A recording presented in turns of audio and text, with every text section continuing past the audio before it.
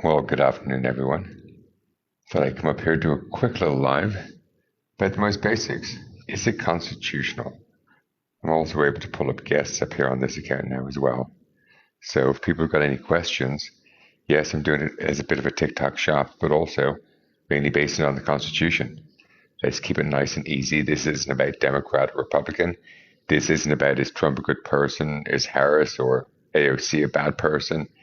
This is about, is it constitutional? So, no parties, no person, Constitution 101. And that's what I'm looking to try to discuss with people, because a lot of people are talking about the Constitution, but I don't think a lot of people have read it or understand it or even fact check.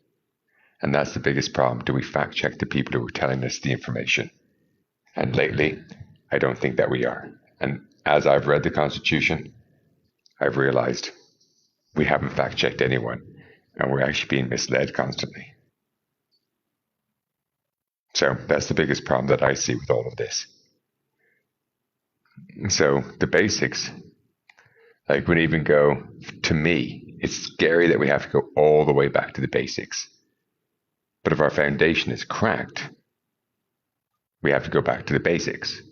What's the basics of our foundation? To me, it's the start. What's the name of the country? So what I'd ask is it United States or America? Because to me, the basics, United States. The United States of America is a descriptive sentence. The moment somebody said America first to me, I instantly go, but it's United first. So America first would be America, United States. And that's treason to the United States. Article 3, Section 3, Constitution 101. So have we gone so far from the Constitution that we think America is a country and it's patriotic for America to be back? Because according to whitehouse.gov, America is back. It's America first, make America great. Democrats ran on a plan for America. And I'd ask Democrats this question as well. What's America? I'd like a plan for the United States, a plan for us. I'd like to make the states great. I'd like health care for the states. I'd like it to be united first.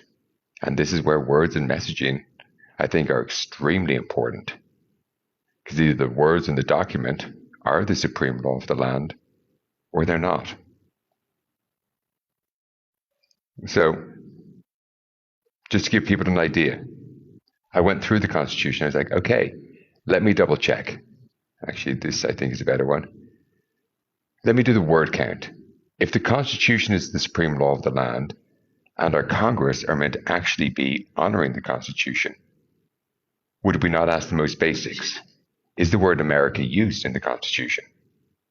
So when a politician is talking about America or American, what are they referring to? Their oath is to the Constitution. So let's have a look. In the Constitution of the United States, it uses the word United States 88 times. United States of America, descriptive sentence, 6 times.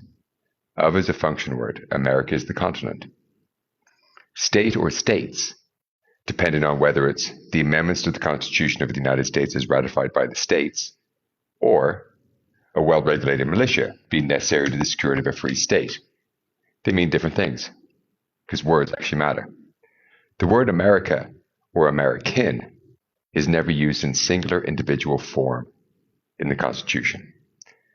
So for a politician to refer to this nation as America, and we're American citizens, that, according to the Constitution, is unconstitutional.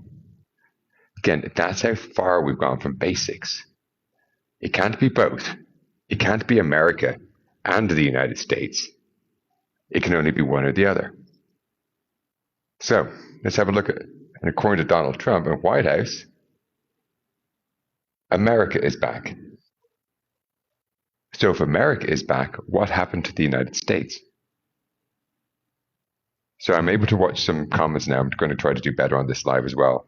If people have comments down below, feel free to ask, or even if you want to request up. Again, this isn't about party or person.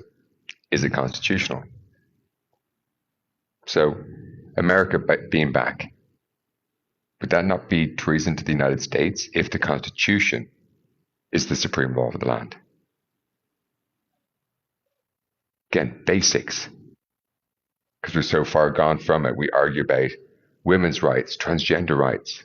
So let's ask, is it we the people of the United States or we the two genders of America?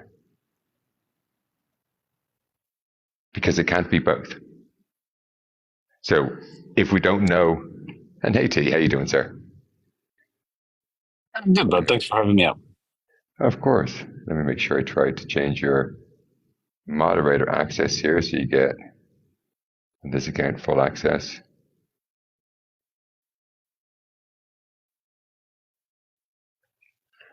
Perfect. I think you have it there. But yeah, T, fire away with anything, because again, what I was just doing is starting at the most basics. Oh, go What ahead. is it? It's not on YouTube, so everyone will understand it. Well, do your Oh thing. yeah, no stress. So the basics is, which one is it? Because it can't be both. I like to think, according to the Constitution, is we the people of the United States. That's what it says. So anybody pushing we the two genders, I was taught question, answer, solution. Question, is it we the people or we the two genders? Answer, it's we the people of the United States. Solution, well, it's misrepresentation of the Constitution, is oath violation. So the solution is impeach and remove. So just based upon that, the whitehouse.gov, that's enough. Every problem we're dealing with right now can be negated if we just knew this. But let's look at some of the other problems that we're dealing with. Tariffs. Can the president regulate tariffs? And the answer is no. It's Congress's job. Article 1, Section 8, Clause 3. To regulate commerce with foreign nations. Solution, impeach and remove. Now, anyone who says, but Congress passed an act or a bill to enable them, the president, to be able to have some control. And I say, I understand and hear you. Now show me the constitutional amendment. Because a bill or an act cannot supersede the Constitution. And you cannot write a bill to amend the Constitution. That would actually be Congress again, violating the law, not giving states the ability to put input into it, because to amend this requires an amendment in states' input. So what they did is they violated the Constitution, violated states' rights, and actually just tried to write a bill to negate their duties and job. So just based upon that, Congress should be impeached and removed again, in my opinion. Because this isn't about Trump or Biden or anyone. Have any of them done their job? Is anyone in Congress? Who can I get behind? Who on the Democrat side, Republican side, can I support? Who's supporting the Constitution? Which news group can I listen to? Are any of them reporting to you? Just this one slide, or these couple of slides, the most basics. No, they're not. Another hot topic at the moment. Can a president issue green cards or issue citizenship? He's pulling in lots of people from South Africa. So the answer is no. He's trying to sell green cards and citizenship, 5 mil a pop. No, it's Congress's job, Article 1, Section 8, Clause 4. People want to look it up. To establish a uniform rule of naturalization. So it's not Donald Trump's job. Conclusion, oath violation. Solution, impeach and remove. And so this is where I'm trying to go with Democrats, Republicans. Is this what we voted for? For the last 100 years, our Congress has actually just been violating the Constitution? Can a president declare war? He's trying to say we need to go to war with Greenland, go to war with Canada, maybe Mexico if they don't want to become the 51st state, then does he need to invade? Well, again, question, can he do it? Answer, no. It's Congress's job. Article 1, Section 8, Clause 11, to declare war. So, impeach and remove. But if Congress aren't doing their job, can we really blame the president anymore? So you hear all the creators and everyone talking about President Trump being the problem. Is he? Trump will be Trump. But is anybody keeping him in check? Are they doing their job? So who's the real problem? Trump or Congress allowing him to affect our lives constantly and affect us? As I'm seeing it more and more, it appears to be Congress who are the problem. And this is important because this goes to the next aspect of habeas corpus, which a lot of people are asking about or being fear-mongered about. Can a president declare rebellion or invasion? No. It's Congress's job. Article 1, Section 8, Clause 15. To suppress insurrection and repel invasions. And they do that with the militia, which is the National Guard. So that's the first chapter in the militia clause. And the militia was set up to repel insurrection, to suppress insurrection and repel invasions. The next clause 16 would explain that it's Congress's job to delegate the powers and the training of the militia. That's why we have 2A, to give the right to the state governors to regulate their militia, which then became the National Guard. So Donald Trump's trying to declare that there's an invasion at the border and all these things. Again, oath violation, impeach and remove. Congress aren't doing their job. Now, the reason that's important is because habeas corpus. Habeas corpus is a procedure that removes your ability to be in public and not incarcerated before your trial. So it gives you the ability to be released while awaiting trial.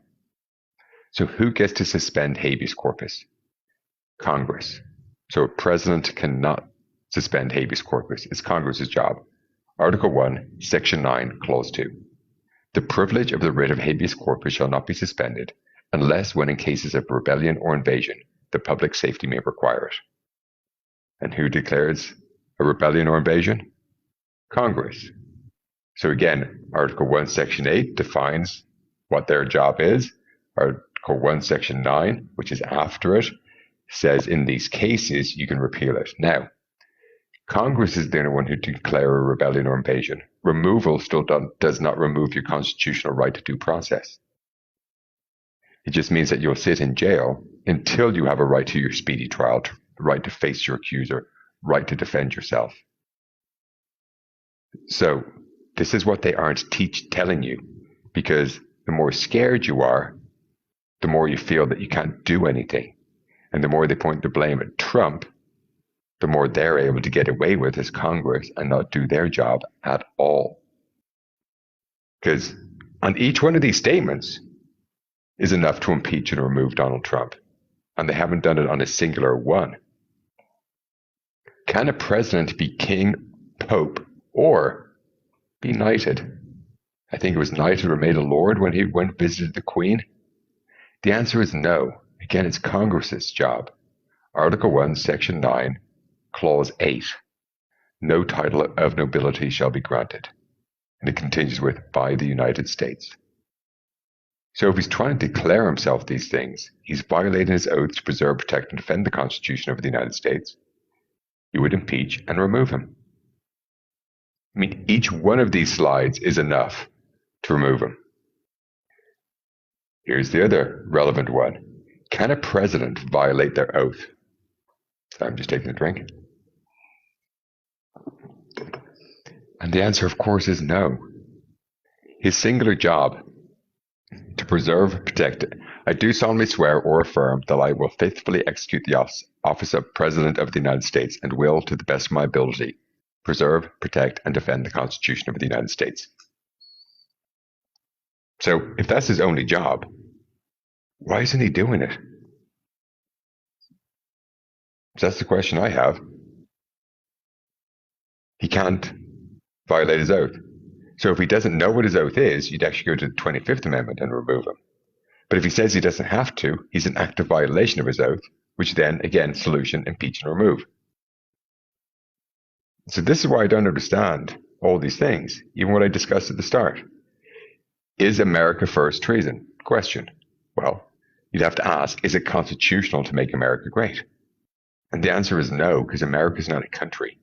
It's treason to the United States, Article 3, Section 3. Treason against the United States shall consist only in levying war against them or adhering to their enemies, giving them aid and comfort. And when somebody has an agenda and a project to attack the Constitution of the United States, to dismantle it, to make America great, and to create gender rights, I'd consider that those declarations of war, but also adhering to their enemies, giving them aid and comfort. Well, America is just the Confederacy rebranded. It's not our country. So anything other than the United States, giving anything other than the United States aid and comfort over the United States, like America first, is literally the definition of treason. Enforce the law. Why do I say enforce the law on that one? Because on this one, Donald Trump passed a new law, or brought back the ability for the unaliving squad for traitors when he was trying to go after Hillary. So you don't even need to impeach or remove him on this one. And again, this would be the Supreme Court can issue this ruling very easily because it's Article 3, which is the judiciary. So based upon even the court rulings that they've been making with the statements of does Donald Trump 9-0 have to bring back in the citizens they've removed and the people? Yes. His action of doing that is a direct violation. If our Supreme Court was doing their job, they'd have had a conclusion like I'm doing. Well, based upon your actions, the conclusion is you violated your oath to the Constitution, which they could actually interpret as treason and issue that as a ruling or give it as an opinion. But they don't, because the less educated people are, the more control they get. And that's the biggest problem that we have up here at the moment.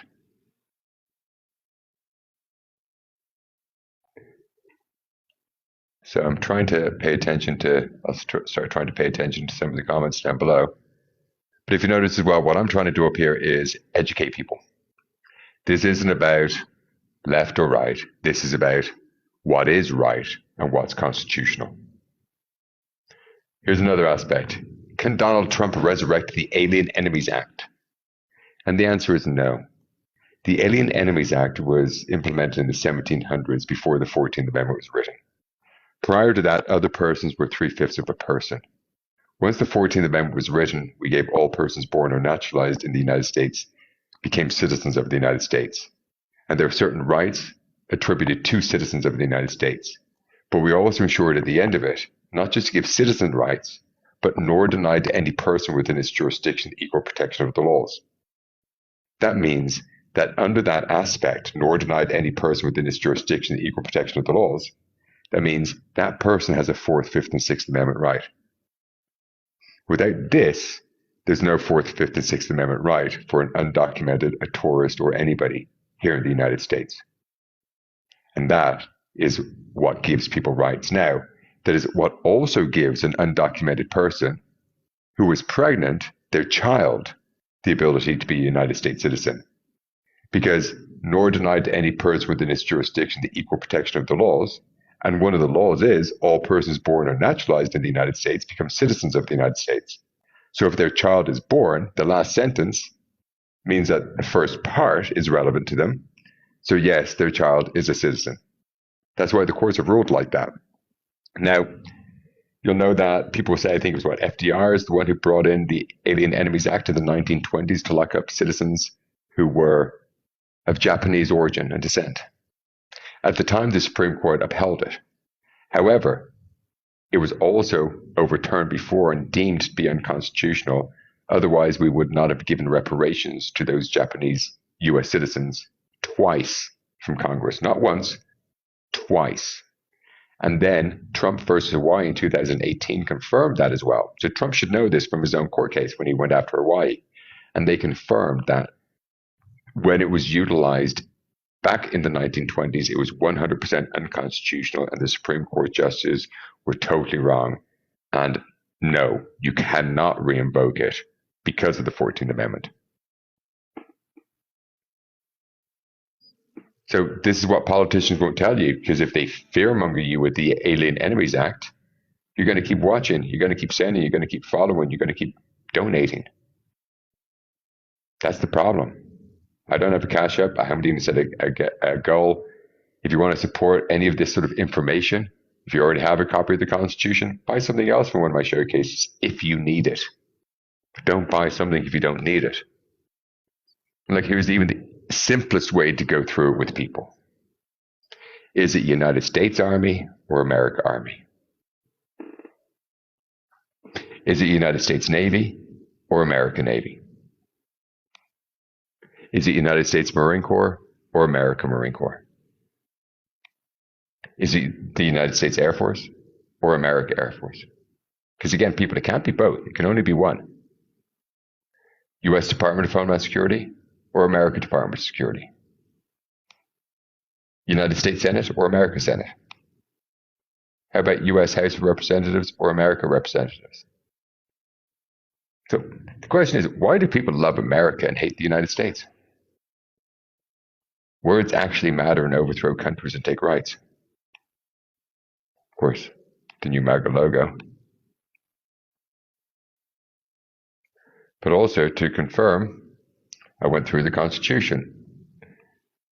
Gender rights are unconstitutional. So when somebody said women's rights, I went to the Constitution because if women had less rights, I wanted to know how to try changing it. But to change it, I'd have to know the system, which would be the rules. And when I read the Constitution, I realized that there was no such thing as women's rights, that I had been lied to, that the 19th Amendment gave women the right to vote. It didn't. See, there's no gender in the Constitution. The Constitution is people and persons. It never says the word female or woman. In the 14th Amendment, 1868, is when they introduced male for a privilege, but not a right. You have a right to be secure in your person and persons. All persons born or naturalized have the same rights to life, liberty, and property. But they've always tried restricting the vote. So they made the vote a privilege. They call it a right, but it's not. It's a privilege. And they gave that privilege to male citizens, 21 plus. And they also said you can't have any felonies or anything like that. So it's a privilege. Now, the word, then they changed in the 19th Amendment, they didn't say this privilege extends to female persons as well. So it wasn't male citizens and female citizens. No, they changed the word male to the word sex, ensuring the privilege to vote for any U.S. citizen cannot be denied or abridged on account of sex, because there's no gender. And again, the privilege to vote is different than your right to be secure in your person and persons, and rights to life, liberty, and property for all persons born. This is where the wordplay of politics is so important, and they trick and trap people. So that's why I'm trying to do these, to help educate people away from the emotional aspect of it and get down to the constitutional element. So we don't honor the Constitution, we just don't have any rule of law. It's just feelings, and I can't operate on feelings when it comes to society. So, and this is also when people talk small government. This is small government. This is the United States, not America. Republican town. The freest town in the entire United States is Republican. Legal brothels, legal gambling, legal alcohol, legal devil's lettuce, all 24/7. Another Republican town, which is the most restrictive town, I would say, in the United States, is Lynchburg, Tennessee. It's got no alcohol. It's got no gambling. It's got no brothels. It's got no devil's lettuce. And it makes Jack Daniels and ships it globally. See, that's the United States, a union of states with the base foundation of people's rights. That's small government. That's the experiment of the United States. That's why America, we hated it, and we had an American Revolution, because America was a king with colonies controlled by different leaders, essentially. There was no chance of what we have now. So that's why it's united first, the Constitution of the United States, state constitution second, 10th Amendment right. Then we, the people, get our 9th Amendment right to be able to also get what we want in our local cities. That's why people move around the United States, because I don't want to live in Lynchburg, Tennessee. But I'll never tell them they have to have alcohol. They have to have gambling. No, that's their right. As long as every person in the United States and visiting can drive through Lynchburg, Tennessee and get treated the same by the police and the system, then they can do whatever the fuck they want. As long as the people in the area voted for it. And that's the United States. And that's where I think everyone's been missing on all of this. I mean, Here's what the breakdown of it again. United States is the name of the country. United States of America is the continent the United States is of. It's united first because the Constitution of the United States is the supreme law of the land. State second. They get their constitution and laws, but they must adhere to the United States Constitution. Hence, united first, state second. And if you look at the sentence, always, always, America last. That's why it pisses people off, I know. But that's why I'm so emphatic about it. Words matter. There's a flow. United is first, state is second for a reason. And America, the 6 times it's used in the sentence, it's always last, and it's never once used to describe the United States or the citizens therein. We are never referred to as Americans in the Constitution. We are never referred to as America in the Constitution. So either the supreme law of the land is that or it's not. And for all you MAGA who do want a daddy, you can now have mama. Make America make up again. I mean,